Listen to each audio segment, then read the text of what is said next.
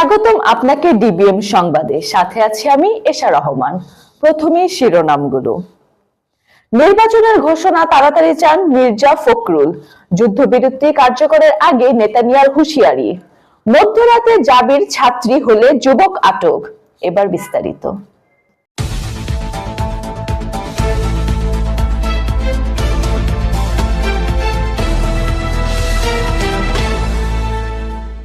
জাতীয় সংসদ নির্বাচনের ঘোষণা তাড়াতাড়ি হওয়া উচিত বলে মন্তব্য করেছেন বিএনপির মহাসচিব মির্জা ফখরুল ইসলাম আলমগীর। তিনি বলেছেন, নির্বাচনের মধ্য দিয়েই জনগণের কাছে যাওয়া সম্ভব, তাদের আকাঙ্ক্ষা পূরণ করা সম্ভব। রাজধানীর বঙ্গবন্ধু আন্তর্জাতিক সম্মেলন কেন্দ্রে শ্বেতপত্র প্রণয়ন কমিটি 2024 আয়োজিত শ্বেতপত্র এবং অতঃপর অর্থনৈতিক ব্যবস্থাপনা সংস্কার জাতীয় বাজেট শীর্ষক সিম্পোজিয়ামের শেষ অধিবেশনে মির্জা ফখরুলের একথা বলেন। আগামী জাতীয় সংসদ নির্বাচনে ঋণ খেলাপির যাতে মনোনয়ন না পান সেটা নিশ্চিত করার চেষ্টা করা হবে বলে জানান মির্জা ফখরুল ইসলাম আলমগীর। তিনি বলেন, রাতারাতি সবকিছু পরিবর্তন করা সম্ভব নয়, তবে ঋণ খেলাপিরা যাতে মনোনয়ন না পান সে বিষয়ে আন্তরিকতা ভাবে চেষ্টা করবেন তারা। আগামী জাতীয় সংসদ নির্বাচনে আওয়ামী লীগের অংশগ্রহণের সম্ভাবনা সম্পর্কে এক প্রশ্নের জবাবে মির্জা ফখরুল বলেন, আমরা বিষয়টি বহুবার পরিষ্কার করেছি, এই বিষয়ে সিদ্ধান্ত দেবে দেশের জনগণ, আমরা রাজনৈতিক দলের বিষয়ে সিদ্ধান্ত দেব না। মির্জা ফখরুল বলেন, সংস্কারের বিষয়ে আমরা 2 বছর আগেই বলেছি, এজন্য 31 দফা আমরা দিয়েছি। অর্থনৈতিক সংস্কার, রাজনৈতিক সংস্কার, আমরা রাজনৈতিক সংস্কারে বেশি গুরুত্ব দিতে চাই। অনেকে গণ অভ্যুত্থানকে বিপ্লবের সঙ্গে তুলনা করেন, আমি বলবো এটা গণ অভ্যুত্থান, এজন্য আমরা রাজনৈতিক সংস্কারের কথা বলছি। সংস্কার প্রসঙ্গে তিনি বলেন, কেউ পরপর 2 বারের বেশি প্রধানমন্ত্রী হতে পারবেন না। সংসদ 2 পক্ষ বিশিষ্ট হবে, যারা নির্বাচন করেন না কিন্তু তারা যেন দেশ চালানোর অংশগ্রহণ করতে পারেন এই ব্যবস্থা করব। আমরা বৈষম্য দূর করতে চেষ্টা করব। এজন্য নির্বাচনের পর আমরা জাতীয় সরকার গঠনের কথা বলেছি। দেশের প্রতি প্রতিষ্ঠানগুলো শক্তিশালী করা প্রয়োজন। যেসব প্রতিষ্ঠান গণতন্ত্রের জন্য দরকার সেসব প্রতিষ্ঠানকে গত 15 বছরে ধ্বংস করে ফেলা হয়েছে। ক্ষমতায় গেলে বিএনপি সংস্কার করতে পারবে কিনা এমন প্রশ্নের জবাবে দলটির মহাসচিব বলেন, পারবো না এ কথা বলা যাবে না, আমরা জনগণের কাছে ঐক্যবদ্ধ।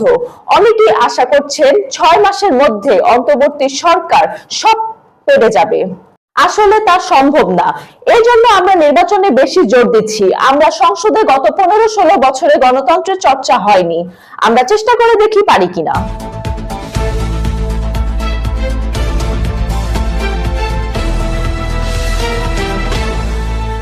গাজায় যুদ্ধবিরতি কার্যকর হওয়ার আগে হুঁশিয়ারি বার্তা দিয়েছেন ইসরায়েলি প্রধানমন্ত্রী বেনিয়ামিন নেতানিয়াহু। তিনি বলেছেন, এই যুদ্ধবিরতি অস্থায়ী এবং তার দেশ গাজায় পুনরায় হামলা চালানোর অধিকার রাখে।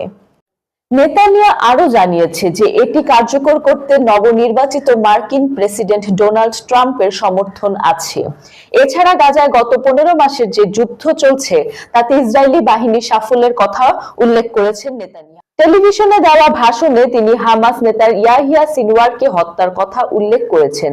চুক্তি অনুযায়ী হামাসের হাতে থাকা 30 ইসরায়েলি জিম্মি চুক্তির বিনিময়ে ইসরায়েলি শতাধিক ফিলিস্তিনি বন্দীকে মুক্তি দিবে।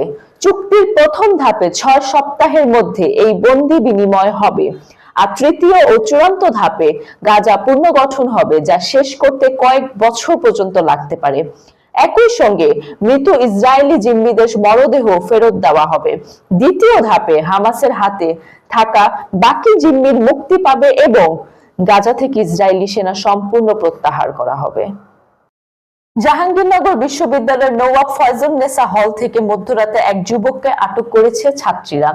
ওই যুবক বিশ্ববিদ্যালয়ের হিম উৎসব দেখতে এসেছিলেন বলে জানিয়েছেন। বিশ্ববিদ্যালয়ের 52 ব্যাচের নাটক ও নাট্যতত্ত্ব বিভাগের শিক্ষার্থী অর্পা খন্দকার চাঁদনীর কক্ষ থেকে তাকে আটক করা হয়। বিশ্ববিদ্যালয়ের চলমান হিম উৎসব দেখা শেষে অর্পার সহায়তা হলে প্রবেশ করেন আশরাফুল। অর্পা আশরাফুলকে হলের 3য় তলায় তার কক্ষে নিয়ে যায়। তবে প্রবেশের সময় হল গেটের গার্ড ও অন্যান্যরা যাতে টের না পায় সেজন্য আশরাফুল কপালে টিপ ও গায়ের চাদর মুড়িয়ে প্রবেশ করেন। তবে ওই ছেলে কক্ষে গিয়ে চাদর খুলে ফেললে আশেপাশের কক্ষে থাকা ছাত্রীরা তাকে শনাক্ত করেন। এই ছিল আজকের সংবাদ। ডিবিএম সংবাদের সাথে থাকার জন্য আপনাদের ধন্যবাদ।